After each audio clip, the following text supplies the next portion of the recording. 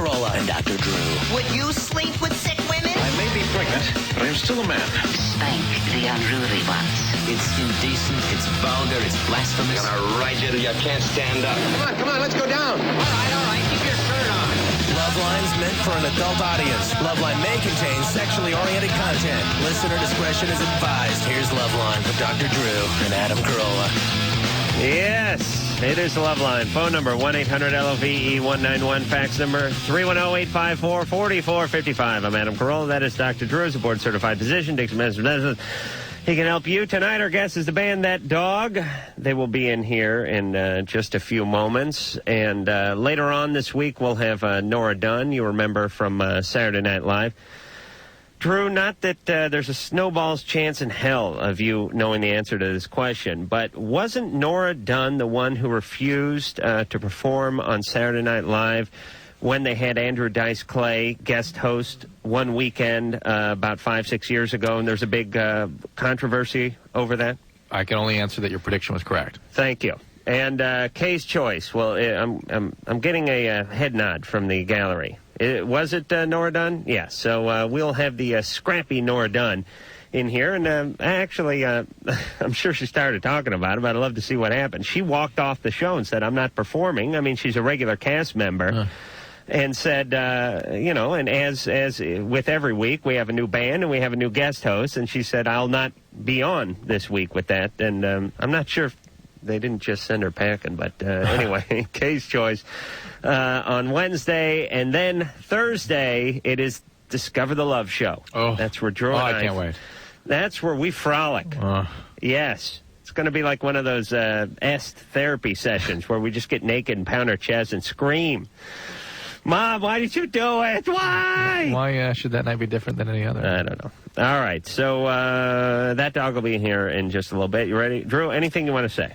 Nothing. Okay, good. That's radio, brother. 14 years on the air. I know and, my own strength, thank you. What do you have to say, Drew? Nothing. Okay. Listen, I know what I do best. And what you do best, Drew? Nothing. Keep quiet. Right. Andrea. Yeah. You're 22. Yeah. Hi. Hi. How are you guys? Maybe it's Good. Andrea. Maybe that's why she's not responding. Yeah, it is Andrea. Okay. Oh, it is Andrea. Yeah. All right. Is there any spelling difference between Andrea and Andrea? No. All right, it's Andrea. Anyway, I have a problem. This is like this Ian Ziering from 90210. Ian, I-A-N. Hey, wait a minute. Isn't that Ian? No, it's Ian. Nope, it's Ian. Okay. You want to say it different? Spell it different. All right, Andrea. Yeah, you got to squeeze a U in there if you want to be Andrea. Go ahead. Okay, I'll do that. Go ahead. Thank you. Please. My sister is a lesbian, and she has had this girlfriend for about 3 years now. And they have been on and off, and this girl just got back from Miami, and she left my sister with the apartment, with the bills, with everything. She just got back from Miami like 3 weeks ago. And my sister took her back again for like the 500th time. And the other night, we all went out like we usually do, and they got into a huge fight, and I was right in the middle of it. I'm kind of tired of both of them. It's kind of nice. It's kind of refreshing to see lesbians carrying on like heterosexual couples. Yeah. Well, Andrea... Hey, let me ask you this. Is one the dominant lesbian? My sister. Oh, she is? Yeah. She kind of wears the pants in the relationship? Well, actually, they're both wearing pants, but she is the dominant one. Yep, she is. How do they establish that in the lesbian relationship? I don't know. It's mostly whoever can take more control. Well, we got to get Marlon Perkins in here with the film crew and stake him out. I kind of think men and women do that, too. Right, it's that attraction thing, the attraction thing again. It's what you need in your relationship. You kind of suss that out subconsciously, and it fits, and that's what you go with. Yeah, but with men, there's a sort of, there's a physical element to it, whereas most guys take on the dominant role in a relationship, in a heterosexual relationship. Well, not you, Drew. Yeah, well, Are you kidding? But most guys do, just because it's, survival of the strongest. I know I screwed that up, but you know but what there I'm are saying. elements of not any relationship. It's usually the case that not one person is all the dominant part and the other one's all the submissive. There's sort of elements to each of them. I wonder And it has how to all fit I wonder together. how it translates sexually in a lesbian relationship. All right. What do you mean? Let's help Andre. Well, I Can we? mean, does the dominant one get to be the one sporting the strap on, or Well, actually, with them, it's the other way around. is there a strap on involved? Do you talk to your sister about this? What? Do I? Yeah, I talked to both of them about it. Is there a strap on involved with Yeah. Really? Why go lesbian if you're going to get a strap on? I asked the same question. See, Andre's got a vestige of health here. Really, you're tired of their chaos and you want to get out. You should avoid it. You should make consequence for their behavior and say, And look. I do, but Yeah. I mean, with my sister, it's like, you know, if you keep seeing her, leave me out of it.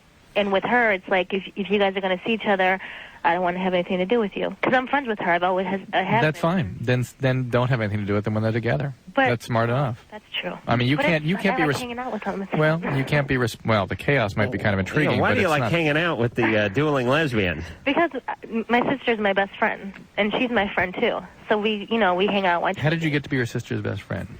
Well, actually, it was weird because when I have a son, and when I got pregnant with him, she kind of disowned me and didn't want to have anything to do with. Sure, you went over to the dark side. That's right. And she. Were you homosexual at one time? Well, I've seen a couple women. Yeah, you seem to have a intimate knowledge Do I? of this field. Well, as far as your yeah, I'd say yeah. So you've experimented. Yes, I have. If my sister started, I've never been in a female-female relationship, but I've experimented. okay. And so how did you guys get thrust together as best friends? Well, that's just it. We started hanging out, and we have a lot in common, regardless of the fact that she hates men and I How many like men. how many other Now, siblings are there? does she really hate men? Yeah, So she really. this is a theory of mine that lesbianism is part loving of women and part hating of men, mostly hating of men. Whereas Yeah, probably. homosexuality is more part loving of men, part hating of mom. She's had, well, her and myself and the rest of my sisters, there's 4 of us, have not had the best experiences with men, What happened? including my mother. All right. What was that all about? Well, my mother, my father cheated on my mom the whole time they were together. What else? Married. What else did he do? Well, I don't know. What else? Yeah, little abuse. What? Little abuse. Yeah. Mm-hmm. Not What? with myself, with my sister. Physical or sexual? No, he abused his sisters. Sexually. Sexually, yeah. Okay. So she's not going back. She's not even going to chance it anymore. No, mm-mm. But what must it be like to be driven toward a sexual proclivity? You know what I'm saying? I know a lot of lesbians and homosexual males would take offense to this comment, but so be it. Your sister is a lesbian partially because your dad basically threw her that direction. I mean, your dad drove her that direction by what he did to her. Don't you think? I think that has something to do with it, but I always thought she's always kind of liked women more than men. Okay, but maybe it was because of dad. Well, maybe. All right. Listen, I don't have any problem with this, by the way. I think the world would be a much better place if daughters of abusive fathers went on and just hooked up with women instead of got in a crappy relationship with guys were the subject of more abuse and then cranked out 5 kids. Of my other sisters. Right. As far as a nonpartisan, tax-paying American, God bless your sister for going over to the lesbian side because she's not going to have a bunch of kids. She's not going to be calling 911 every 10 seconds and crowding up the line because the cops are going to have to go out there for their domestic violence thing, although your sister sounds kind of tough. Yeah.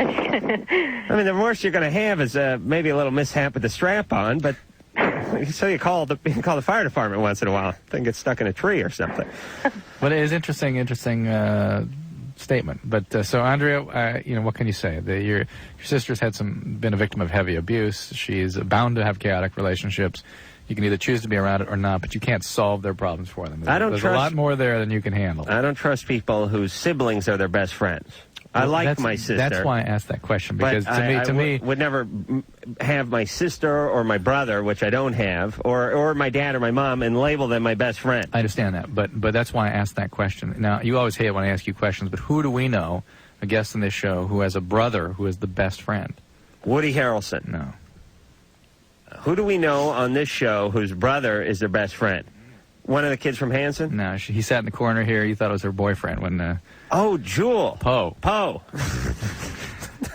But the fact is that we've never even had Jewel on the show. I don't know where I pulled that one right out of my ass. You did. I was listening to that horrible song of hers on the right end. But the reason I bring her up is that her brother's her best friend. And she is really a case example of how brother and sister become best friends, is when they have to survive through horrible situations. They're thrust together. And that's why I asked the question that way. Why you're thrust together that way. They were squatting some tenement in New York at age 14. Right. And they survived because of each other.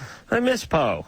Yeah, get her back on the show. And let's get Poe back on the show. And get her brother back on here, too. I like him. Wendy. Yeah. You're 22. You're on Loveline. Hey, Adam and Drew. I have a couple questions for you guys. All right. I've been listening for quite some time, and I'm a single mother of 2. My son is 4, just turned 4, and my daughter is 5.5 months. And I'm having a bit of mixed feelings about the relationship that I'm in and how I'm drawn to it, the father of my children. And I wanted to know how you guys felt, since you guys seem like totally, I don't know how to say it, I don't know, you guys always give good advice, and you seem like really good guys. All right. You're being a little vague with us about what's going on with that relationship with the father. Well, I want to get on to a new relationship, but I'm kind of stuck with him because I hear you guys talk about, the way you respond to, like, 14-year-old girls acting out at parties and they're having sex with guys and this and that. I want to keep my children in the best interest, and that's why I don't pursue other relationships, but I kind of feel stuck. And, I'm 22. Is there any chance of me having a okay relationship without affecting my children? You know what I mean? I'm not getting it. Well, she's saying swap pops. Is that going to confuse the kids? Secondly, what she may be asking is, what if a guy comes into her life for 8 months, hooks up with the kids, and then takes off with her best friend? Yeah, well, you're sort of chancing it. Exactly. I just don't know which would be worse for my kids. I just don't want to affect them because of my needs. I'm putting my needs on the back burner. All right, but your kids are going to be affected if Mama's miserable. Yeah. And well, what's going on with Dad? Why is Dad so unfit to be in your life? Well, we've been together for about 5.5 years, and in the beginning, things were wonderful. We were best friends. Seemed like we were very compatible. But what happened was, at that time in my life, we were both like total druggies. That was our relationship. Right. We had our son. That was changed, and it stayed that way for about 1.5 years, and he didn't want to do that any longer. So I had to, set the boundary. You met the guy when he was 16 and a half or something? Oh, no, he's 29. Wait. So you're in recovery? Hold on. You were 16 and a half. Yeah. He was 24 or something. 23, yeah. He's suspect. Let me, I'm going to my little tonto here. Me smell him. He big trouble. Wasabi. Well, Mom knew about it. See, that's why, him and I both had, major problems with our family. And Clearly. But you felt my kids. 2 kids was in order, huh? One wasn't enough for this guy. Adam, I'm afraid you're going to start to try to convince her to be a lesbian the way you... Go lesbian. Yeah. Please. See, I'm also kind of in the spot where I'm a 6-foot-tall blonde, and I'm afraid of what men would think about me. Like, what would you think about me, Adam, or well, Drew, you're married. I got 2 kids. Would you be interested in me? Not you personally. Right. I'm talking about a man. Hold on, let me talk to my penis. Come here, boys. Girl. You. You. Listen, I have friends who would be scared to death of hooking up with a woman who had two kids. They look at it as baggage. And then I have friends where it's an actual plus, where they love the kids as much as they love the woman. It's sort of like an instant family. Yeah. You don't have to deal with all the afterbirth, cutting the umbilical cords and arguing over whether the boy should be circumcised. Boom. You have them right there. And there are quite a few guys, and this is a little bit of a secret that we keep in society. There's quite a few guys who have hooked up with women that have young children, even slightly older children, 10, 11, 12 years old, love them to death, and it's all worked out. And as the years go on, look at the children as their own and love them as much as they would their own. It's a smaller percentage of guys that, there's more guys that are scared off than there are guys who are in, but the guys who are in, are good guys, unless they're just trying to film themselves having sex with the kids. I'm still a little unclear about what's going on with your husband, the father of the kids. He is still an addict? Yes. And you were in recovery? Well, I never really got into like the AA or anything like that. I was kind of like the person who was using drugs that were, I don't know. You weren't an addict. You were just around it a lot. All right. Exactly. Oh, for crying out loud!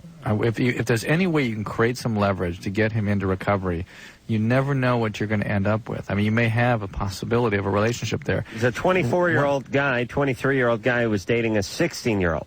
I know, but he was an addict at the time, and one of the ways you can. No, really, addicts do funny stuff, and they wouldn't otherwise do necessarily. One of the ways you can compel him into doing something better is you yourself. I heard Dahmer was stoned when he ate those people, Drew. So maybe, he's passed on tragically, but. You yourself can get into some codependency recovery, go to Al-Anon or CODA, that sort of thing. It will help you. It will give you a support network to go to. It will keep you less preoccupied with looking for solutions in your relationships, maybe even allow you to be alone for a while, which would be best for your kids, frankly, because God knows you will pick another codependent relationship, probably with another addict, potentially with an abuser of your kids, because that's the way these things tend to play out.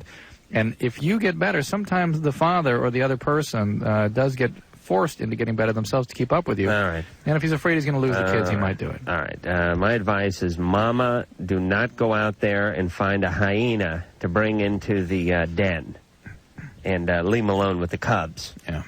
Because we hear this all the time. Tom. Yeah. You're 20.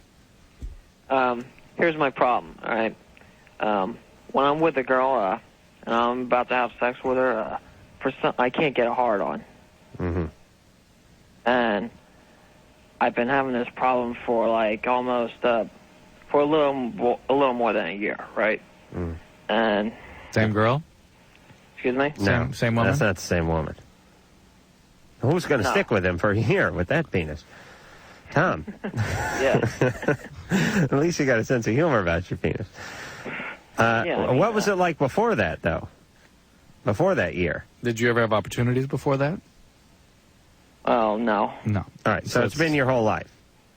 Right, I mean, whenever I'm, like, sitting in my room not doing nothing but thinking about sexual situations. Do you masturbate? I can get a hard on, no problem. But Do you masturbate?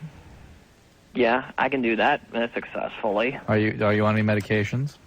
No. Do you have any medical problems? No. You ever had a wet dream? No. Have you? So you've never achieved an erection in front of a woman? Right. Well, a couple of times I have after some foreplay, but it quickly. when we both got into a position, I just went limp instantly. Yeah. You pardon the pun, but you got to get over the hump.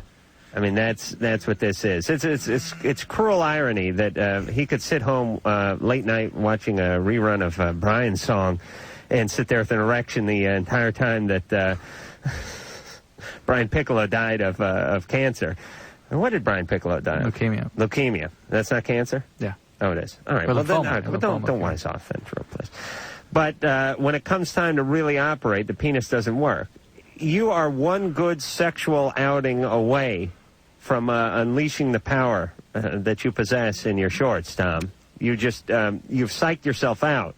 And here's the deal. Usually most guys get a crack at this first time, let's say 16 years old. And if it doesn't work that time, that first time, then they get to wrestle with the notion. It's sort of like going out and doing stand-up, and the very first time you hit the stage, you bomb horribly, and then you don't go out and do stand-up for another 2 years. Now, by the time you get back out on stage again, you're so psyched out by the first trauma that obviously it's not going to work the second time around. But it's all psychological, Tom. You need to find yourself a woman who understands, who's going to take the pressure off you. You can't do these sort of one-night stands or in the coat room at the party kind of things, because it ain't going to work under that kind of pressure. You know what I'm saying? Yeah. You have any woman in mind? Well, no. No. Are you having difficulty, with dating women? Well, a little bit? Yeah, kind of. Why? Well, I don't really I wasn't really having a girlfriend. It was right. kind of some slut one of my friends hooked me up with. Right. See, Tom, you're more compassionate than you know. You're a nice guy, right, Tom? You're a little awkward. Yeah. Yeah. Not what you call a ladies' man. Right. But you know your way around a computer. Right. Right. I can tell by the timbre of the voice. I should say the cracking of the voice. So you do certain things well. It's just if you knew half as much about women as you did about computers, you'd be making porn films at this point. All right. Here's what you need to do. You need to relax. Don't psych yourself out. Don't be in a hurry. Find yourself a woman that you're attracted to. Take it slow. Don't look at this the dangling phallus. Don't see it every time you look in the mirror. You know what I'm saying, Tom? Yeah. Just relax. Find yourself a woman and work it out. Everybody goes through this. These your buddies trying to get you laid, like some scene from Porky's Revenge, is not going to work at all. You will not be able to operate like in the back room when there's a bachelor party going on in the living room. This is not going to work. Am I right, Drew? No, you're absolutely right. Absolutely I know. correct. No, it's not going to work. Yes, you're correct. Right. He needs to find a woman, and then she'll understand, and it's going to happen the first time around, but you guys will work around it, and then you'll have your first one, and you'll be into sodomy before you know it. Am I right, Drew? Well, it could be more complex than this, but this is definitely solid advice to start with. Oh, all right. Well, now I'm nervous. Okay. Go to the song out of the break when we bring them in. So introduce them and go to the song. Oh, okay. All right. That dog will be in here after this. All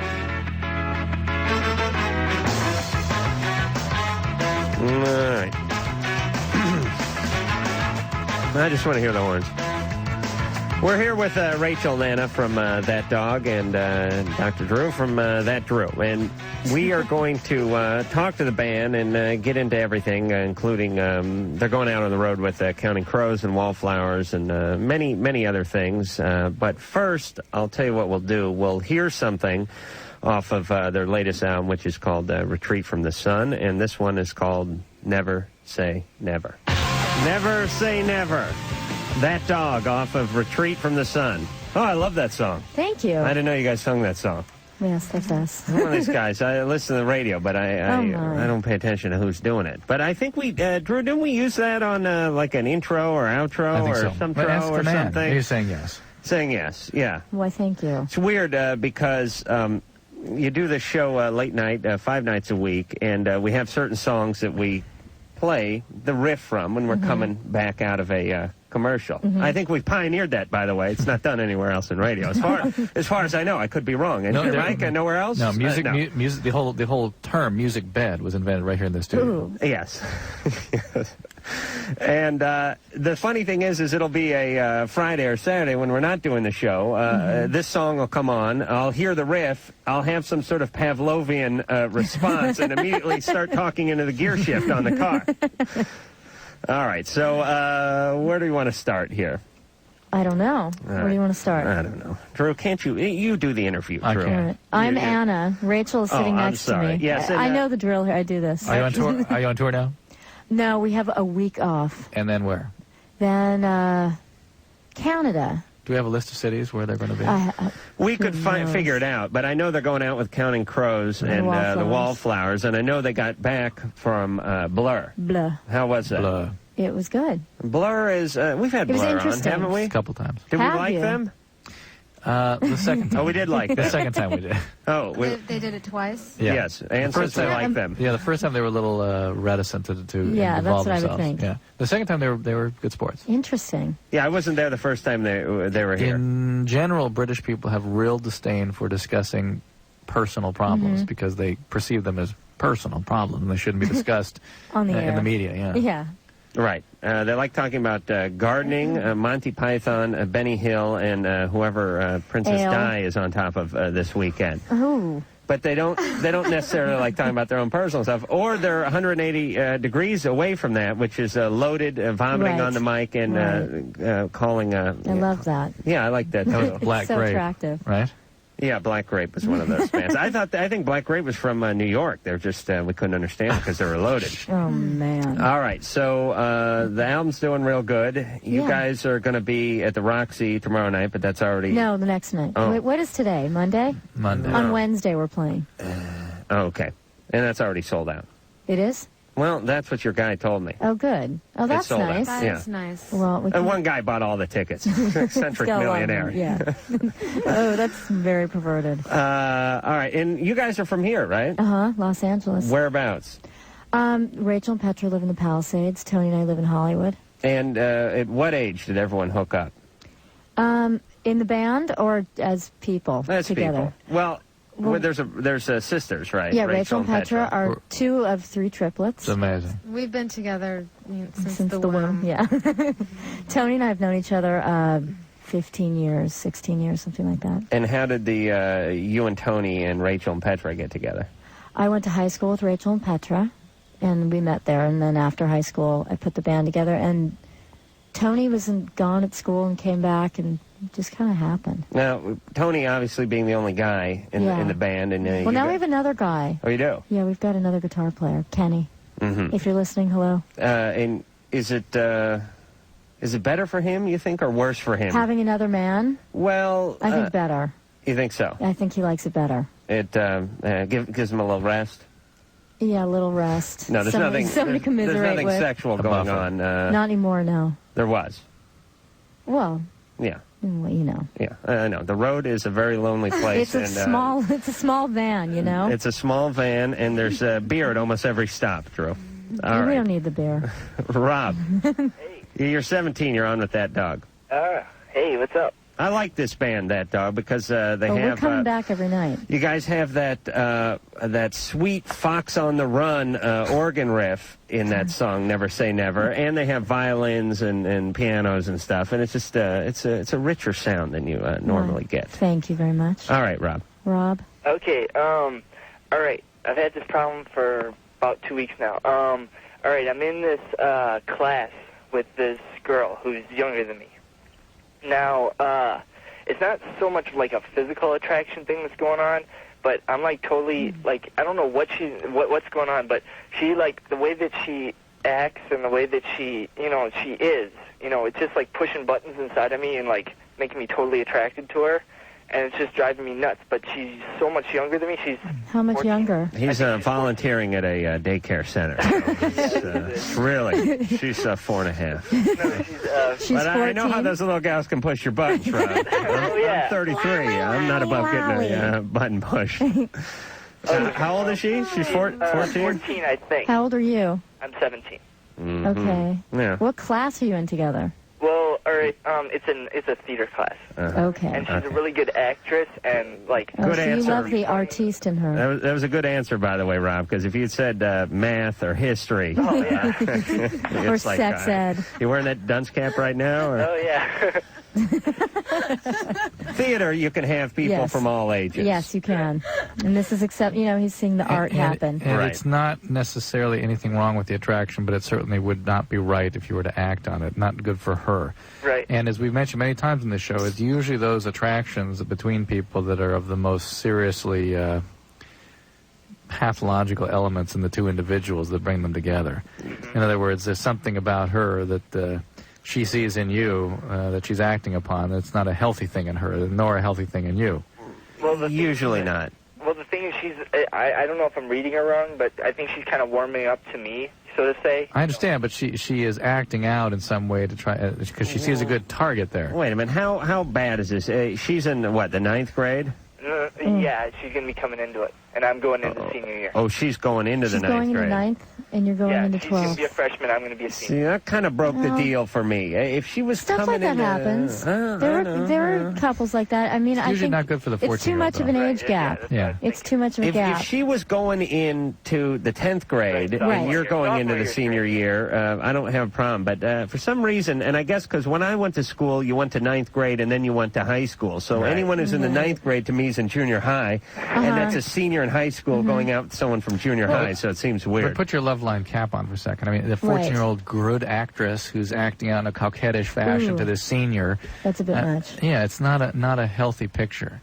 Right. You understand? I wrote a song about this. Well, I don't know if she's doing it on purpose. Yes, well, not in any kind of thought-out way, but she's doing it because she needs something from you that you've got, some kind of a reassurance or something. Just the way we talk about people acting out in their real life, stuff that was done to them in their childhood. They were trying to repair something, and she's going to act that out upon you. All right, Rob. Yeah. You're not going to get our blessing on this. Right, No, you're not. I'm just trying to explain it a little bit better because I think you got the wrong idea. No, I got the right idea, and it's okay that it's nothing wrong with it. for her age. She's not like doing it directly to me. She's just like the way that I see her. Like, is like, all right, we'll do like improvs on stage, and she'll be like totally funny, totally like goofy, and not care what if people think that she's stupid or something. That's just like totally like. Can you be just friends then? Yeah, I probably could. I'm just saying, what, should I act on it or not? No. So she is not directing stuff at you. Right. No, it's not directed. It's just qualities in her that you really find attractive. Right, that's what it is. It's not something directly at me. You should be friends with her and learn the things that you admire in her and try and do it yourself. She's like one of those Charlie girls. I have done enough improv to know that the truth comes out in all improvs because there's no script. Yes. So it's basically a sort of purging of your mind. Right. And if you want to know how somebody is, put them in a couple of improvs. Watch closely. It's a good way to meet people, and it's a good way to steer clear of people. If a woman is always pulling up like a space knife, imaginary knife, and stabbing a guy repeatedly in the middle of every scene she's in, that's a bad sign. And if a guy is constantly playing that sort of brutish, abusive type of guy, he should be watched as well. It all comes out. Oh, you do? No. Okay. Because I can turn it on and turn it off. I have that ability. I've heard. I like a little rough love. Are you into that at all? A little rough. Maybe a spank here and there. Yes. But you feel safe.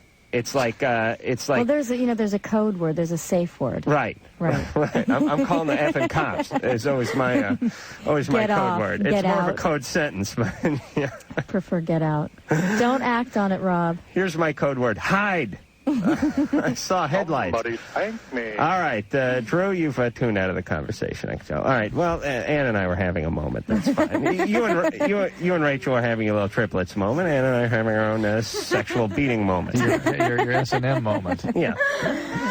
I'm going to do PSAs on that on CBS late night. Hi, this is Adam Carolla for the S&M moment. Oh, yeah?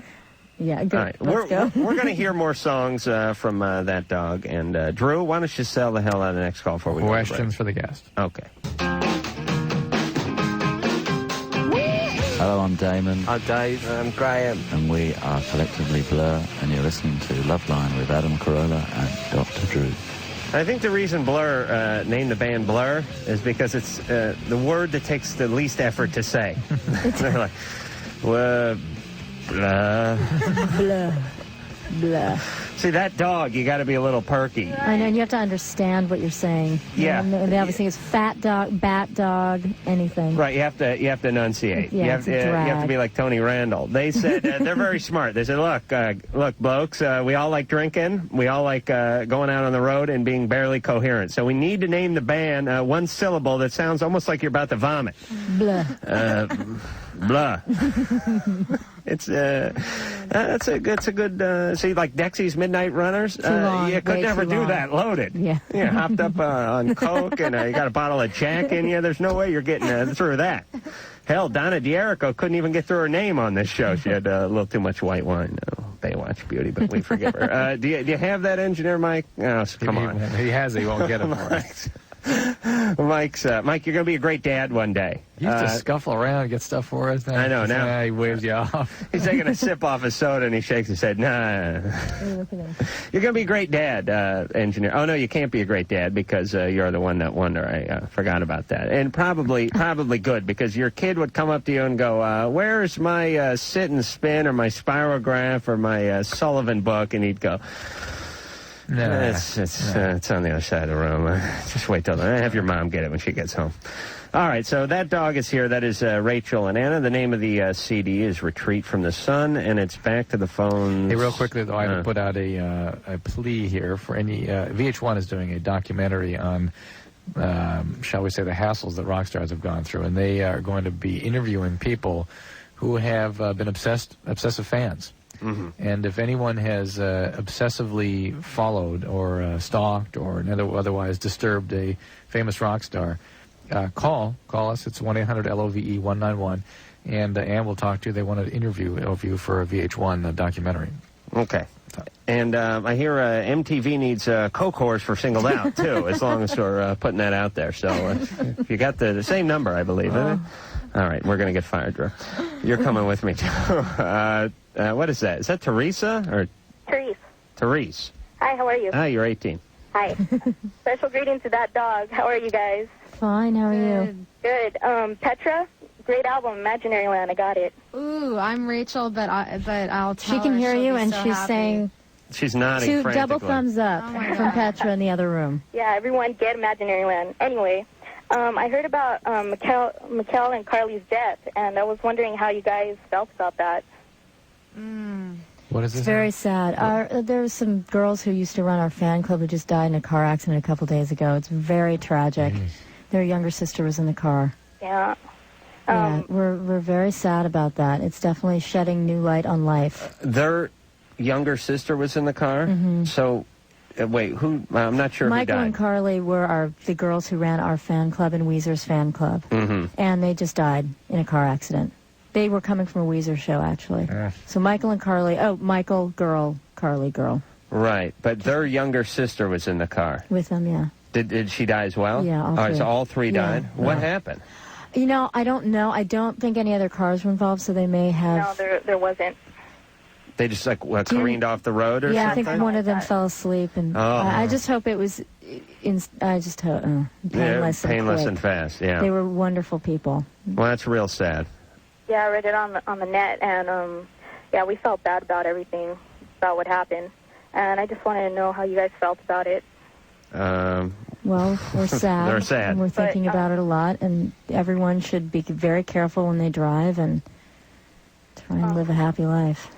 I hope you guys have a great show on Wednesday. I'll go see you guys. Thank you. Are you going to the Roxy? Yep. Oh, I'm you gonna got take pictures and everything. you got one of the tickets, huh? Yeah. They let you in there with a camera? No, I have a press pass, so Oh. I'm going to get to take pictures and everything of the show. How'd you wrangle that? I work I'm for a guessing. magazine. All right, What magazine? I was going oral Rock sex, City but News Magazine. Which one? Rock City News Magazine. Oh, the rock one? Yeah. Excellent. Yeah, but I've been a fan of you guys for like a year now, so I have tremendous thank you. respect for each one of you guys. all right, well, do a big spread on them in the magazine. And yeah, and also Charlie Hayden. Your dad was great. Is great. Sorry. Thank you. So, Your dad, the musician. yeah, Rachel and Petra. Right. Yeah. Right. All right. Therese, listen, I got to hang up on you See you because you know later. way more about the band than I do, and I look like an idiot. Right. I thought the people that died were in the band. I didn't know. I didn't know anything. No. See, Drew's paid not to know things that have to do with anything but medicine, but I'm supposed to be on top of things, so it's always a little embarrassing when someone calls Gotta in. try. Somehow deflected onto me. Yes, Sam, 17. Hi. Hey. I just want to say that I really admired Dr. Drew, and of course, Adam, you're wonderful as well. Thank you. I was just wondering, I had a couple questions. How, Drew, did you get to be where you are? How? Radio? Being such a good doctor and in radio, I really admire you. How did you do it? Radio was a giant accident in my life. I, 14 years ago, stumbled into a studio at a friend's suggestion where this show was beginning to take form, and was listening to some amazing things being presented to people that didn't understand how to answer them. And I thought I'd just better kind of hang out and realized that if I could demystify some of these things, I was like 24 at the time, that I wish somebody done that for me. And I just kind of kept hanging out voluntarily for the next 8 years, and it evolved into a specific skill of its own. You must have amassed a fortune in that time, though. Zero. They didn't pay you? They did not pay. 8 years volunteering on the radio. Can you believe that? Volunteering. Thank God you're screwing him now. He gets paid like $400 a syllable now. And I directed a lot of my training at things that would be appropriate for this environment, so I kind of know from what I'm talking about. And then I killed myself and overworked and was an overachiever for many, many, many years. Right. Overachiever is a sort of a euphemism, though, wouldn't you say, Drew? I mean, let's call a spade a spade. You had the obsessive-compulsive disorder you were telling me about earlier. Sure. More of the overachieving, though. I mean, OCD and overachieving, really, if you're going to get right down to it. Ann was yapping at me, sorry. Sam? Yeah. Anything else? Question? Well, real quick, yeah. One, just a yes or no question, because I have a sort of important question to ask in a second. But can hypnotism, if you spoke languages when you were very little, can hypnotism bring those back? Probably to some extent while under hypnosis. Yeah, and it does not work on Hungarian. That's really the only stipulation. I think that goes without saying, but there are those who don't know, yes. Okay. All right. Well, my main question is this, is that sometimes often I relive memories, either good ones or bad ones. I mean, if someone saw me remembering these things, they'd think I was talking to myself and that I was going insane. It's absolutely bizarre because it's just a really strong daydream type state. Do you actually have hallucinations? No. But I mean, it's like dreaming basically. It's like daydreaming, but it's really powerful. And do you sleep normally otherwise? Oh yeah. There are several possibilities here. Do you do drugs? I have once before. Just once? Well, for a short while. Okay. There are several possibilities that can predispose to this sort of thing. One is actually a sleep disorder. There's a form of narcolepsy where people fall into a REM state of sleep periodically. Two, this could be some other psychiatric or psychological disturbance where you're having sort of quasi flashbacks of traumatic events. Three, this could be some residual effect of substance use. And four, there are seizure disorders that can do this. So I would suggest you get this evaluated. Hold on, I have a theory here. Are your pants up while you're having these flashbacks, Sam? Yeah. Oh, okay. All right, now forget it. Yeah, yours are different. Okay, so I was going to say I do that, and you will hear me talking out loud as well. What the hell was that? Oh, Drew made the mistake of moving here at the fabulous Westwood One studio. Everyone hold still. Could it be anxiety too? Maybe anxiety. Yeah, but it sounds a little bit more. It's not. It sounds like a little bit more than that. And hard to tell over the radio. He'd need more evaluation. But what should he do? But the point I'm trying to make is there are 2 or 3 potential bona fide biological disorders that can cause this kind of stuff. It needn't be psychiatric or psychologic. He needs to see somebody. Who? A general doctor to start with. Okay, and then work your way up. Yeah. Make sure everyone gets paid. Ladder. I know what Drew's going at here. Drew, you want to sell the hell out of the next call before we come back with more from that dog? I know the ladies are so lovely from that dog that the show just seems to slip by. All right, here's Sammy, who is a female, 19, married, looking for a threesome. Okay. Hey, this is Nikki Sixx from Motley Crue. And this is Donna Jericho from Baywatch. And you're listening to Loveline with Adam Carolla and Dr. Drew. Ooh. Did I tell you about the Donna Jericho? No. Yeah. Well, there it was. We were speaking about how white wine will slur the speech. Donna Jericho from Baywatch. Let me explain. Her name is Donna Jericho. It's not. And she does, and she says it the way Adam had just said it. Usually. Donna Jericho. Yes, that was the loosened up tongue of Donna Jericho. Petra and Tony are now in here. We've had a little shift change from that dog, and Rachel and Anna may come in at the end. I know, Drew, and sort of anchor the show. But for now, we're glad to say hi to Tony and Petra, and we'll be back with more Loveline in 10 seconds. Up in there. What's that? You were getting Mike pretty heated up in the booth back there. Yeah. He had to throw down his headphones. He was huffing and puffing. I was a little nervous. Mike, when Mike has to put down the Sprite, you know he's pissed. That's bad, yeah. Yeah, he doesn't, if he can't, his motto is if he can't do the job with one hand, he ain't going to do it at all. And that works almost everywhere for Mike. Petra and Tony are here, and Petra is one of the triplets of Rachel. Where's the I didn't third? say that quite right, but... She's at a friend's house right now. Is she part of this organization? Occasionally. Well, She plays cello on our records, but we haven't been able to have her tour with us or anything. And there's some brothers in the family too, right? one brother. Is he playing an instrument? Yeah, he plays bass. And so everybody has this gift. It's a completely musical family. Huh. And did you guys, and I know your dad's a jazz musician? Yeah. And does Mom play something? She used to play the oboe when she was in college, and then... Did you guys, so was it like, did you guys all get together and play? Growing up, we sang together all the time, just sitting around the living room singing harmony. Yeah, we always did. Did everyone take to their instruments because of that sort of genetic predisposition, or were they forced on people? No, it wasn't forced on us at all. I saw a Captain Kangaroo show, and I saw this 10-year-old girl playing the violin, and she was like a child prodigy, and I wanted Asian? to be like... I don't... Probably, yeah. Haitian. No, she was amazing. Just like Aerosmith says. And, see, I think what my parents did is they did the same thing. They said, we're not going to push anything on the boy. We'll see what he takes to.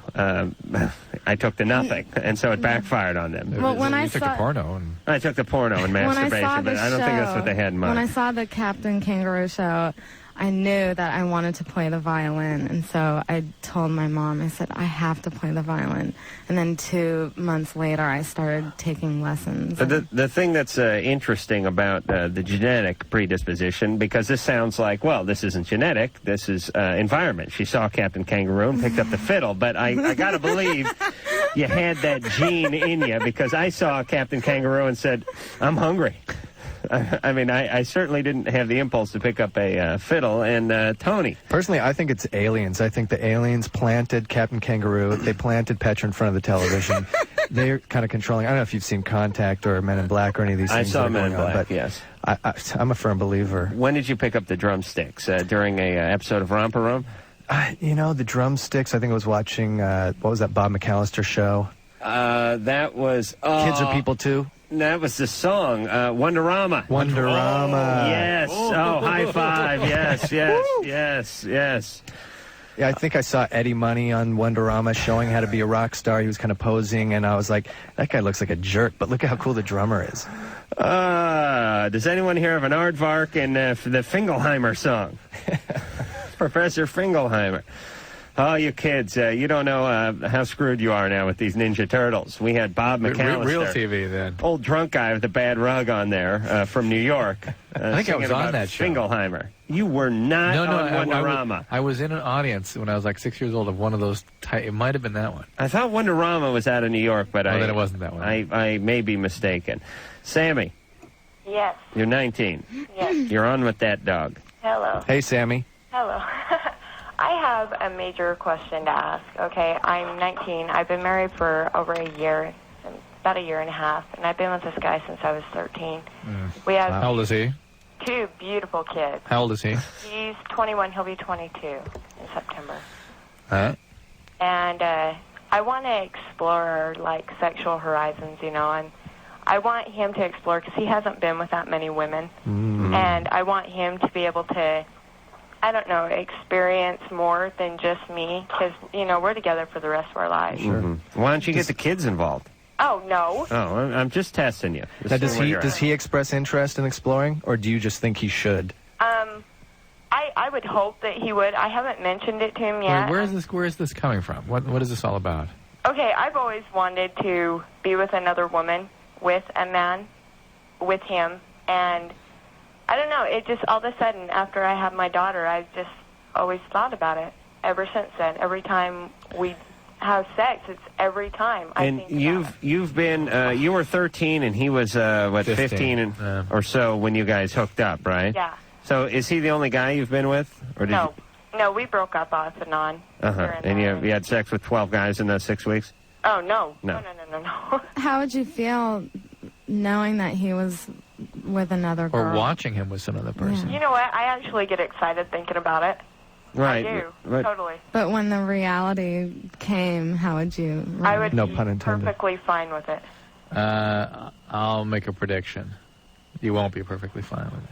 Were you planning on not only letting him watch you with this woman, but letting him experience her as well, right? Oh, yeah, completely. Actually, the only way she'd be perfectly fine with it if she actually lost her connection with her husband and reconnected with the third person. Then it would be fine because she wouldn't care about him anymore.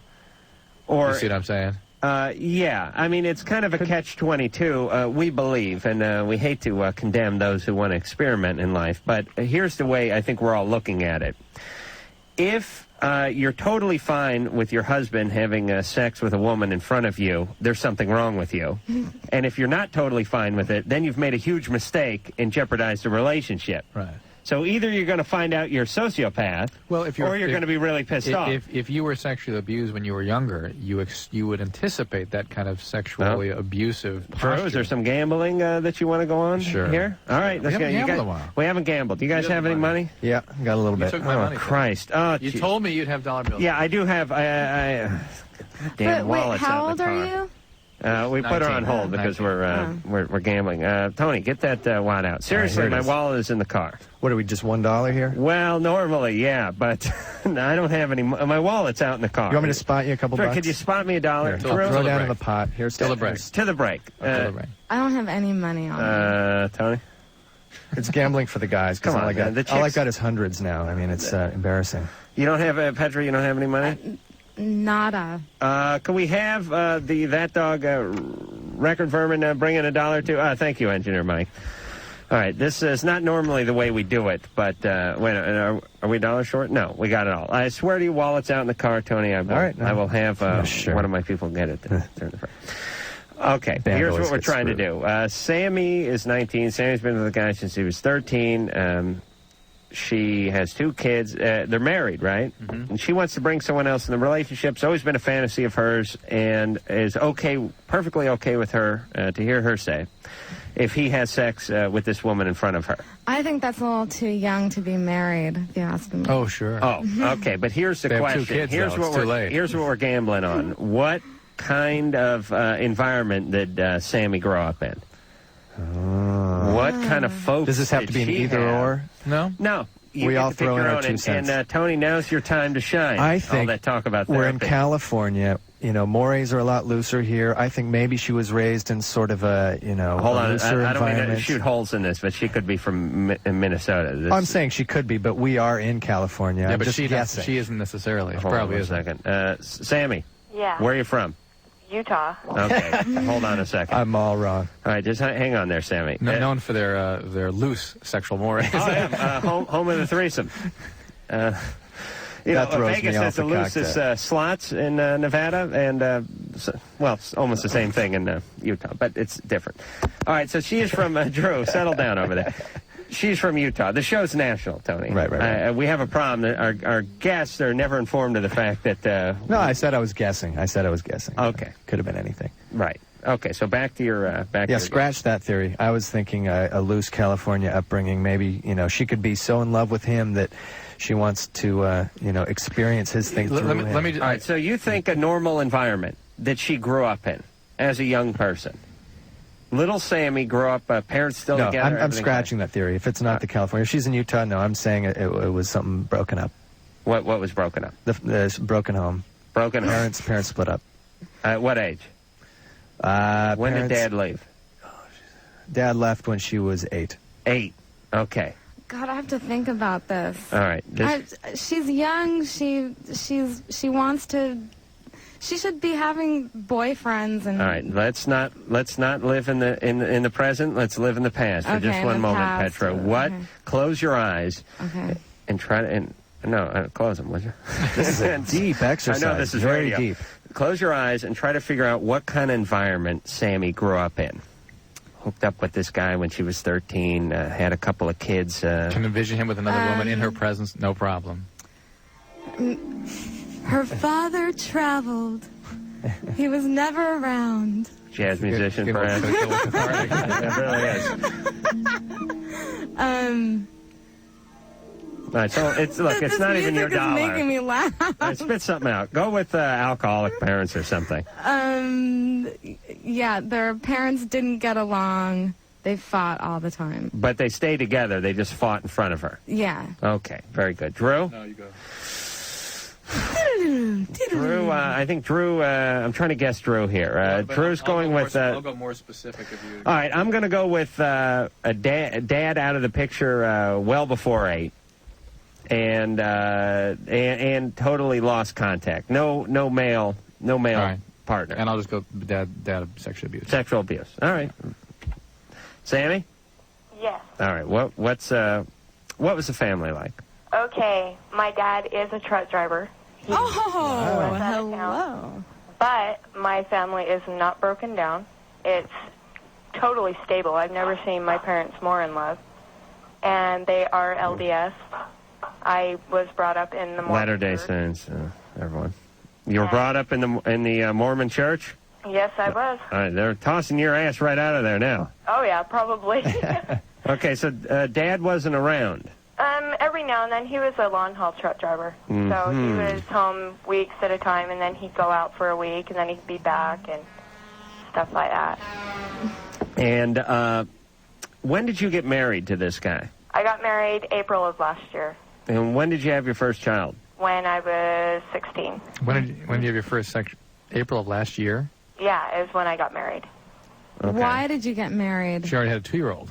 Because I'm totally in love with him. He's the father of my kids. You know, I do. I love him. Why didn't you get married If when you you're were in 16? love with him, why are you thinking of other people? Because, like I said, I just want to explore our sexual horizons. You know, I want to expand them. All right, rent porn, please. You know, when you rent those, they're so boring, though. They're the same thing. I am not at all satisfied with the history Okay, she's well, giving let's probe a little. Sammy, when did you lose your virginity? When I was 13. Mm-hmm. To him? Yes. Did anything happen before that? Nope. Nobody ever touched you in any inappropriate ways or ever physically abused or anything like that? Oh, no. Mm-hmm. No alcoholism in the family? My mom and dad both drink, but they're not alcoholics. Do you know what an alcoholic is? Yes, I do. What is an alcoholic? Someone who cannot control their drinking. Not necessarily. No, someone who drinks all the time and can't control it. It's somebody who drinks despite consequences. So if their drinking affected you and they kept drinking, that's an alcoholic. Oh, no. You don't think their drinking ever affected you? Nuh-uh. And you don't think you're affected by your dad being gone a lot? Uh-uh. All right. How could they have been Latter-day Saints if they were drinking all the time? You can be LDS and drink. You don't. Really? That's considered a Jack Mormon. You know what I mean? Right. Right. Like, the beauty of religion, by the way, is you can just sort of mold it to anything that fits you. Does your boyfriend drive a truck? What does your boyfriend do, Sammy? He's a graphic artist. Oh, okay. All right. We have not been able to pick holes in your defense, other than I know if we went over there and scraped a couple samples from the apartment, we'd send it back to the lab and it'd come up with something. Yeah, if you act out on this in an innocent exploration, you're going to be mortified at the consequences. And if not, it's because we're not getting enough history here. Well, Drew, what do you think the consequences could be? Well, this is for instance, you gave you postulated that, gee, maybe they came from a loose family. Mm-hmm. That's what everybody in our culture thinks, that, they're just experimenting, blah, blah. It doesn't work like that. It does not work like that. Human beings aren't wired that way. You take two people who are intimately involved, you bring in a third person, and there is a wildfire that develops. The emotional consequences are profound. And somehow our culture says, oh, it's okay, they're just exploring. No, it's not okay for married people in a stable, intimate relationship. It typically destabilizes the relationship and ultimately destroys it. But, hey, Petra, the relationship is in jeopardy. If you care about your kids, don't do this. Drew, hold on a second. Would you please, Drew? I just worry about the kids now. Oh, stop worrying about the kids. Dr. Drew's right. Sammy, how old is your husband? My husband's 21. Okay. All right. Just wanted to get that little fact in. Okay. Yes. I agree. I have mixed feelings. One is sow your wild oats. Don't sow your wild oats after you've gotten married and had the kids, though. No. Is my feeling. I don't mind. Go to college, drink a keg, and do whatever the hell you want to whoever lets you do whatever they want. Put your penis through the mail slot of the dorm next to yours and see who gets on the other end of it. I could give a rat's hiney, but when you have two kids, you're sort of experimenting. It's like don't put a meth lab in the house if you got kids. Resolve something in her childhood, or she's trying to resolve something now, but there's another childhood at stake now, which is her children. Yes. But it brings up an interesting question for a lot of relationships that people, struggle with monogamy, kids or not. That's always a struggle that people face, and it brings up the question of, is there one person you're meant to be with your entire life sexually, and what do you do when you have urges and you can still be in love with your husband or wife, and, she's having urges, and what should she do? What is a person supposed to do to deal those with never go away. You don't act on them. You know, I mean, Drew's voice cracked when he said that. You value 9 years of marriage, your voice is going to crack. You value your relationship with your spouse and with the well-being of your children more than those urges, and they're easy to repress or to divert if you really have caring and value in the more important elements of your life. Justin. Hey. Hey, you're 14. You're on with that dog. Yeah, thanks very much. I've been listening to your show for 3 years now, and I have a question for Petra. Yes. I was recently listening to an old tape of the K-Rock Almost Acoustic Christmas. Yeah? And did you play violin for the Foo Fighters? Yeah. Oh, yeah, I really enjoyed that. That was great. Oh, thanks. That was this year? It was last year. You guys, or was it you guys were touring with the Foo Fighters then, weren't you? Yeah, and I really liked their song Floaty, so I asked Dave if I could play violin on it, and he said, sure. Well, how's a violin going to screw anything up? Sure, get back there, fiddle away, Toots. Yeah, it Is was that what happened? really, really fun. That was like the best time. I loved playing on that song. Justin? Yeah. Anything else? Yeah, I was wondering if you and Drew still keep in touch with Ricky Rackman. Yeah, we do. We do? Well, he was just up here a couple weeks ago. Well, that's true. And you were just over there. That's true, too. Yes, we do, I guess. All right. So thank you very much for having me on the show. Okay. All right, Justin. Take care. Bye. Oh, just in case. Oh, I'm just kidding. Go ahead. Bo. Yes. Hey, you're 19. Yes. You're on with Tony and Petra from That Dog. How you doing? Hey, Bo. Hey, Yeah, I got a big problem. What is it? lay it on me. I broke up with a girl 2 weeks ago, and I'm working with her right now. Well, I quit a week ago, actually. And So you're not working with her? I'm not working with her now. Okay. And hold on, let me turn down the radio. All right. Well, Bo, you know how the game goes here. We punish those who are not obedient. Bo knows the rules of the game, so Bo will have to wait his turn again. We'll get to him next. Let's just jump in right here. Elizabeth. Hey, what's up? Hey. Hi. I have a question for Dr. Drew, actually. Go ahead. And I'm just wondering, what are the consequences of genital piercing? Like, what could go wrong? And the most serious thing I always worry about would be infection. I mean, that's an area that infection can spread rapidly and become rather devastating. More so on females than men. More so on males than men. Okay, and... Hold on Opposite. a second. Wait a minute. Opposite. Hold on, smart guy. You said more so on males than men. Excuse me. More so on males than females. Are you talking about the profession, or are we talking about gender here? More so on males. Really? Yeah. Oh. Yeah. Although, that's one more reason I'm not going to get my penis pierced. Although this is a remarkably... Why isn't it more women? There's always something going on. The wind blows the wrong way. A woman gets an infection. How come they can't get a piercing without without an an soft infection? tissue infections, not vaginal infections. I mean, soft tissue, there's a lot more... The tissue planes are a little more easy to penetrate in the male. They move... Infection can move quicker. Not mine, and not Tony's either. Not at all. We got Kevlar for We've got a squeaky clean lizard here. It is really remarkable how infrequently that happens, frankly. And there also, with women, we've heard of, for the clitoral piercings, some insensitivity over time. Insensitivity? Yeah.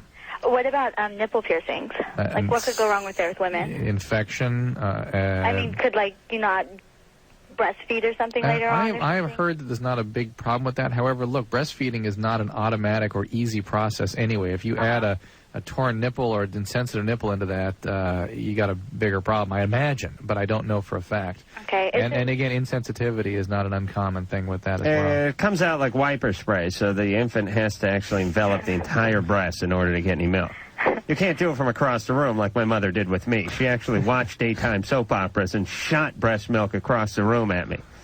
Look at the effect. Drew, can't labia pierces kind of stretch over time, and the holes kind of get bigger and bigger, and it gets kind of unseemly? Another input. That's all. Okay, and like if scar tissue, whatever, to develop in a nipple, like Sure. that. Can be pretty miserable looking. Why do you need this, Elizabeth? Oh, well, I've had a few, but I the piercers never really tell you what could go wrong. You know, and I don't know where to go look. Theoretically, they should know more than anybody. I mean, there's not. Unfortunately, the medical community hasn't caught up with what piercers are doing, and they, in a reputable place, usually know what the consequences are, know how to care for them, and know what they're doing. Who did the vaginal stuff? Is that a male or a female? No, 2 females. 2 females. Yeah. Now, we have a theory about that. You know, we get your money out again. We have a theory about not necessarily with these days. Geez, who knows? What do you mean you have a theory? Well, they're mostly, you know, what I call aggressive piercing, or piercings of beyond the sort of nipple-navel piercing. Right. Are people doing things to themselves as a way of mastering some kind of abuse that was perpetrated against them. You're sort of getting hold of yourself before someone else gets a hold of you again. Kind of just doing the self-destructive stuff before somebody does it to you. Kind of, yeah. Or before they do it again.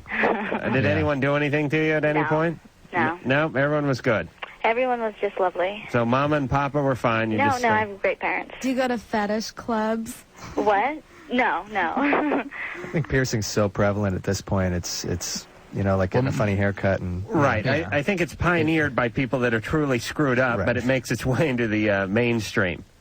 Just like, well, it's that way with that whole goth scene. I think, and some of this horrible, what I like to call mummy rock music. What's wrong with golf? It's golf scene seems perfectly kosher. We got to go on the road, Tony. Actually, I'll go on the road and I'll call you.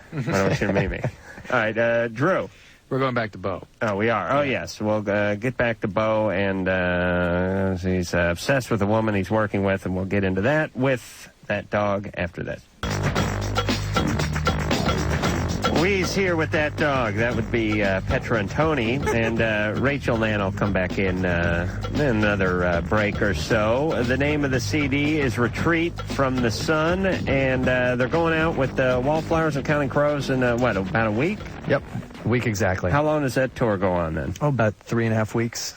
We're going to cover part of Canada, most of the Midwest and East Coast, and then down a few dates in the South, I think. And then after that? After that, we're going to take a well-needed rest. We've been kind of touring for the last 3 months, and we're all pretty exhausted. So we'll take a rest for a couple weeks, and then we'll probably hit the States again on our own, you know, ready to slay the kids of America. And, Drew, are you going to be up for any slaying as the months wear on? Beg your pardon? Okay. Just wanted to make sure. 1-800-LOVE-191 is the phone number, and we're going to get back to Bo, who's turned his radio down and is 19 years old. Yeah, radio's down. Okay. Okay, anyway, my girlfriend broke up with me, and I continued to work with her at a pizza joint. And I was hearing so much stuff about her partying and whatnot, and it's making me feel really bad. And so I quit my job and trying to get her off my mind. And I'm having a bad time coping with it. And I'm afraid I'm going to hurt somebody. What do you mean hurt somebody? And these guys she's seeing, I used to be friends with, and they kind of just... My girlfriend broke up with me because of the music I listened to. Wow. How long were you going out? 2 years. What kind of music are you listening to? Megadeth? Marilyn Manson. You gotta steer clear from her. You gotta, there you go. Pick a hobby and just, you know, go on with your life. You have to move on. How old are you? I'm 19. Yeah, it's falling on deaf ears, though. Drew and I were just talking about this on our Monday morning coffee and chat session we normally have. And Drew and I were both in this boat, probably somewhere around 19. I was maybe 20 or so. And there's really no pill you can take, and there's no real magic piece of advice anyone can give you. It's tough. It's painful. It's a process. Everyone goes through it. You're better off for it. Yeah, see, this would have been perfect if you'd brought the damn fiddle. Next time you got to bring that thing in there. And actually, you probably end up coming out as a more well-rounded person when you've been through a little adversity, especially in the relationship department. But there's really nothing you can do other than don't do anything stupid. Don't kill yourself. Don't kill her. Don't kill any of your old buddies. Don't wreck a car. Don't wreck a car. Don't get a 502. There's nothing wrong with going outside and yelling at the top of your lungs, you know. Find some way to occupy yourself. Yeah. Can I ask you guys a question? Sure. Do I get a good voice for the radio? Yes. Okay. You want to get in the radio? Actually, I'm going down next week to San Francisco. All right. It's important that you have almost no education. Is that true? I'm an 8th grade dropout. Okay. Perfect. Oh, perfect. And Pursue that and follow what you feel. Yeah, that is. I don't want to say revenge, but it is. Go out and make something of yourself, and you'll forget about her in a matter of years. No, actually, I just kind of spiced up the call. I wanted to get on Loveline. Oh, that was it. Oh, you didn't. Oh, it wasn't really going down. Huh? You really don't have this problem. No, I'm really not a psycho. I just want to be on radio. Mm-hmm. And be the next Howard Stern. Well, why don't you give us a little of your rap as long as you went through this difficulty? Is your name short for bogus? No, it's Bo. All right, well, Bo, I'll tell you what I'm going to let you do. What's that? Well, a lot of hosts would be upset. I welcome this sort of challenge. We're going to put you on hold and get you in on our next call, and I want you to right on. I want you to handle the next call. Yeah. All right, don't make you sound like a genius. We can't wait. Don't make a fool of us. Drew, do you have something picked out that maybe Bo might be able to handle? Okay. Or that one? All right. So, Bo, you're still there, right? Yeah. All right. So, what do I do, Drew? Do I just where's Bo? press line one here? Yeah, go ahead. Kate, Yes. you're 29. I cannot believe you guys are going to let him handle this. It's all his.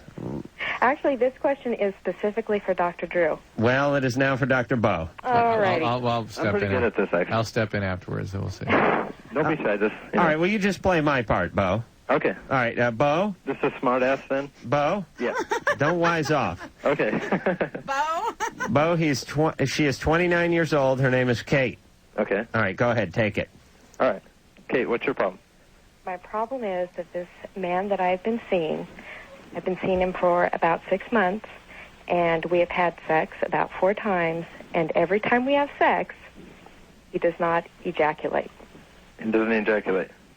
He does not ejaculate. Now, do you guys do foreplay? Yes. Lots of foreplay? Like how long does the foreplay last? It can last anywhere from 20 minutes, sometimes to an hour. Does he got any, You can't say does he got. Bo, come Does on. he have any... balls? It's okay, Bo. Go ahead. Does he have any balls? Nuts? Yeah. Okay. Just had to clear that up because, that could be a big problem, Actually, that wouldn't even make any difference, but go ahead. It wouldn't? No. Oh, okay. That's why she asked for the doctor, see? Go, Bo. This is your big chance. National radio. All right. I'm a little nervous here. Okay, has he ever ejaculated with you? No. Never. Never. No Is matter what we are doing. No. Okay. Is he your first man you ever been with? No. No? No. Oh, God, I'm cracking up here. All right, Bo. All right, wait. I'll get it. How do you finish? And he just gives up? Doesn't do anymore? Basically, it does come to an end after a couple of hours. After a couple hours? After a couple of hours, it's kind of an unspoken understanding that we're finished. So you guys don't talk about it? Do you know what? Well, I finally brought it up the last time. And what did he say? And he said that his big interest was in giving me pleasure. And I said, well, that's great, but, the first time, the second time... Can I say something? Yeah. That's like the man's biggest cop-out for, I can't get the job done. It actually is. And next time... Hold on a second, Bo. That sounds very insecure. Drew, I'm not this bad, am I? No, you are that bad. Really? Yeah. Bo, there's no way I'm as bad as you. Next time, just, how she's saying the last couple hours? They got pornos out now. They're like 4 or 5 hours of nonstop pornos. Good night, Bo. Good night. Let me talk to Kate. Bye-bye. Yeah. Adam? What? I don't know how to work the damn phone. I'm not talking about that. I'm talking about the Bo's of the world and what you think you're doing. Okay, if anyone says Bo again, I'm going to blow out of here. Kate, does he have any medical problems? Not that I know of. Is he on any medication? No. You sure? Well, I'm not sure, no. What did he say when you brought this up?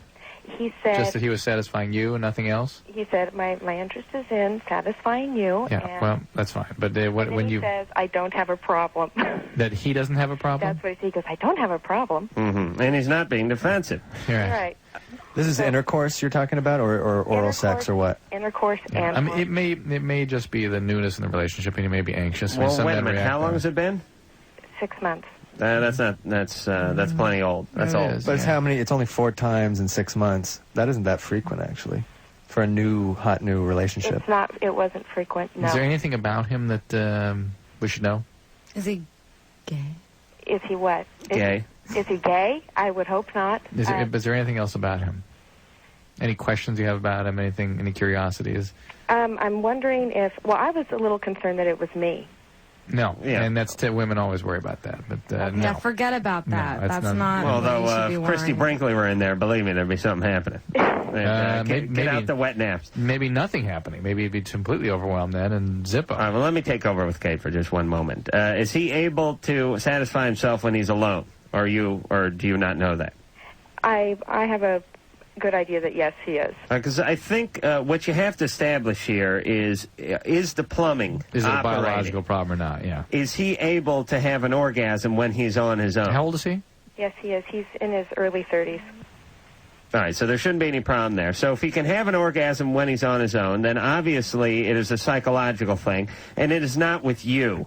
It is with women in general. Or new relationships, or this relationship. Now, he was married before, and his wife cheated on him, and they got a divorce, and I was wondering, is it anything to do with Oh, yeah. He's probably afraid to surrender that control to you and give up. You know, he has a certain fear. I'm giving Tony $1 back for that sort of His dollar, insight. mind you. But all right, but it's still $1. Still $1 more than he had 10 seconds ago. All right, here's what happened, Kate.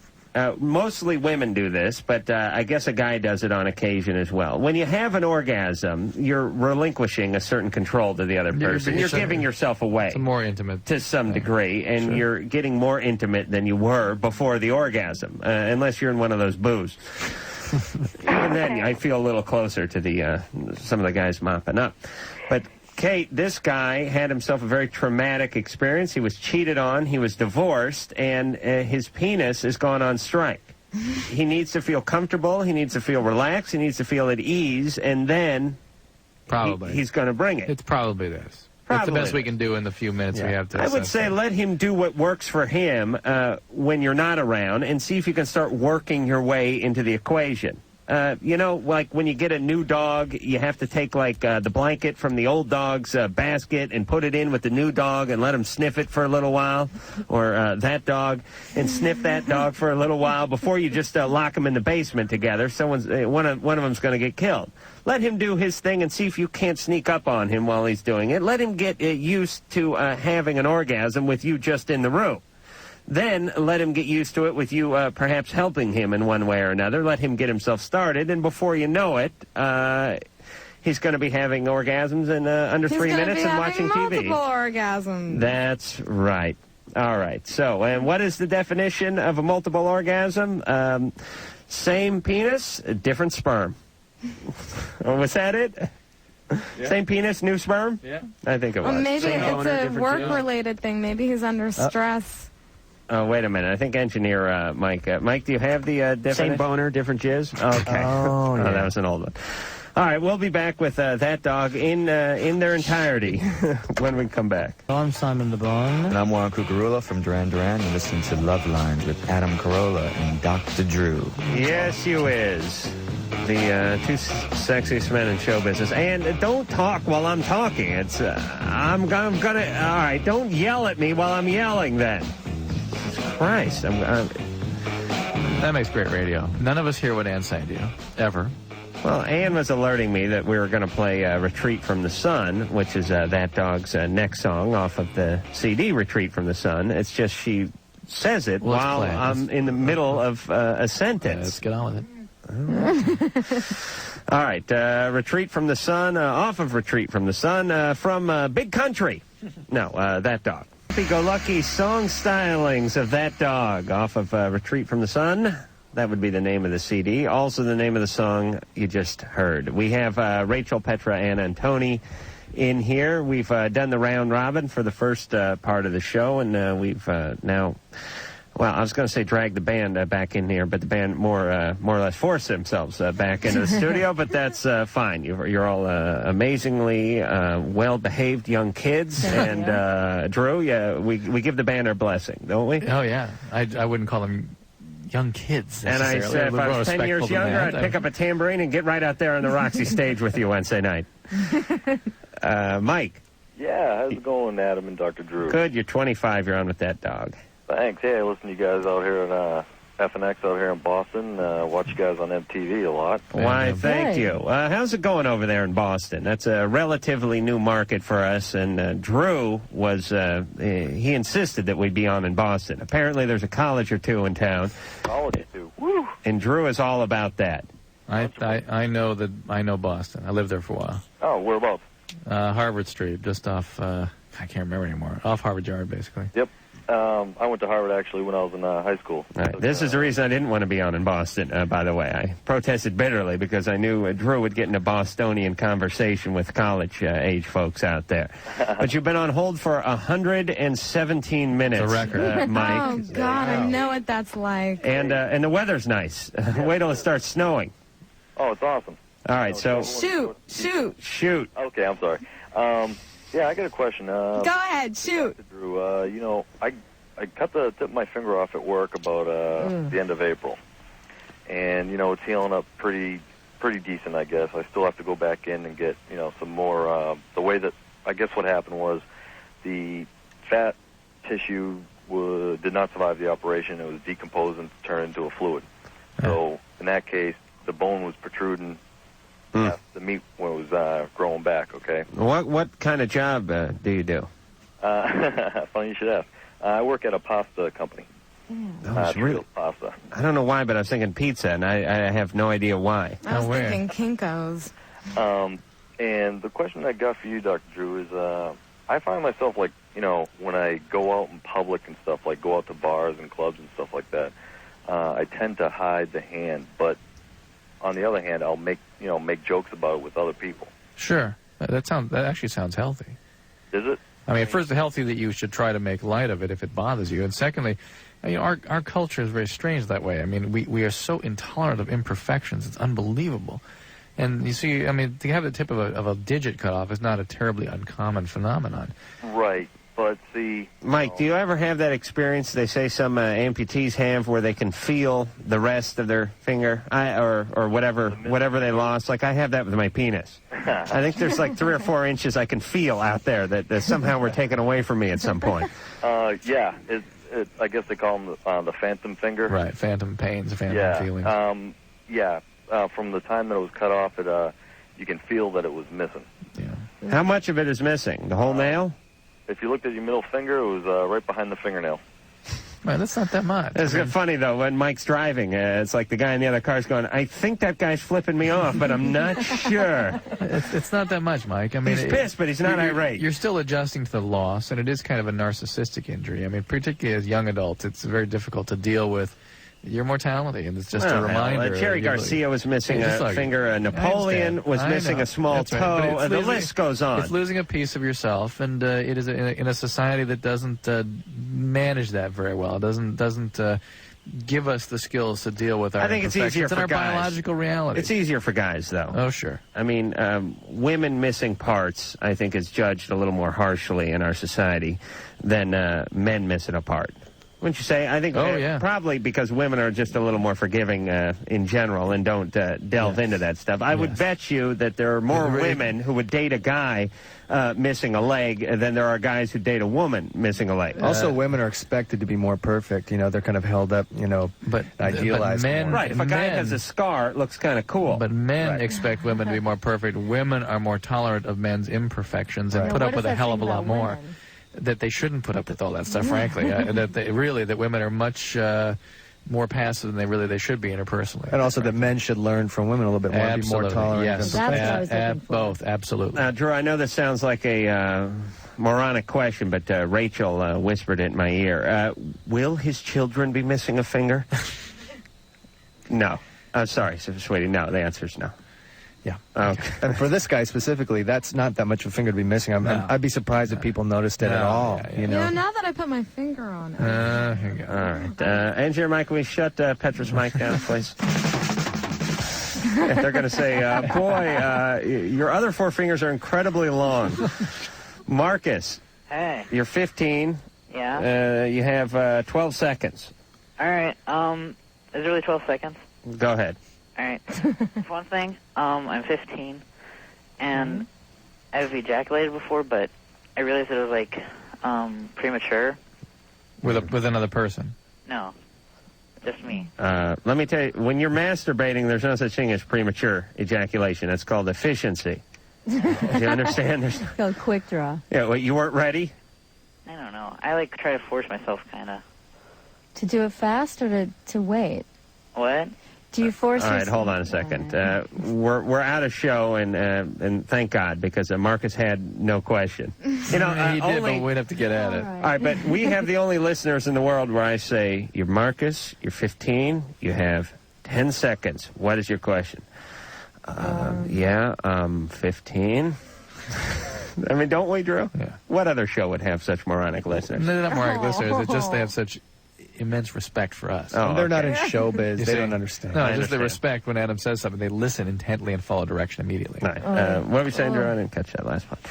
All right, we'll be back with that dog to wrap up and wrap down after this.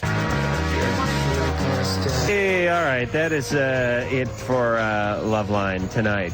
Tomorrow night, Nora Dunn of Saturday Night Live fame will be in the studio. I want to thank that dog for coming in and urge everyone to go out and get Retreat from the Sun, that dog's CD. We give it the Loveline endorsement. Do we not, Drew? 2 thumbs up. Thank you very much. That's both of mine and none of Drew's. Thank you. Next time you guys are in these parts, feel free to stop by. We would love to. Yeah, we're coming every night. We'll give it 6 months. All right, that dog, thank you. And until next time, this is Adam Carolla for Dr. Drew saying mahalo.